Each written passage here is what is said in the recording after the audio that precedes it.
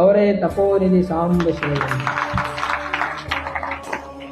ಇವರೆಲ್ಲ ಹೆಂಗಾದ್ರು ಅಂತ ಕೇಳಿದ್ರೆ ಅದೇ ಲಿಂಗ ಪೂಜೆಯನ್ನು ಮಾಡಿ, ಅದೇ ಪಂಚಾಕ್ಷರಿ ಮಂತ್ರವನ್ನು ಜಪ ಮಾಡಿ,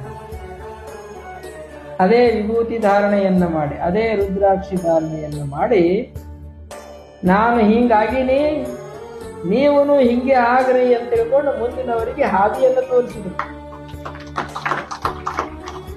ಆ ಹಾದಿಯನ್ನು ತಿಳ್ಕೊಂಡು ನಾವು ನಡಿಲಾಕ ಪ್ರಯತ್ನ ಮಾಡಬೇಕು. ಸಾಂಬ ಶಿವ ಯೋಗೀಶ್ವರಾಯ ನಮಃ.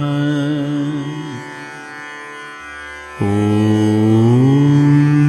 ಸಾಂಬ ಶಿವ ಯೋಗೀಶ್ವರಾಯ ನಮಃ. ಓಂ ಸಾಂಬ ಶಿವ ಯೋಗೀಶ್ವರಾಯ ನಮಃ. ಓಂ ಸಾಂಬ ಶಿವ ಯೋಗೀಶ್ವರಾಯ ನಮಃ.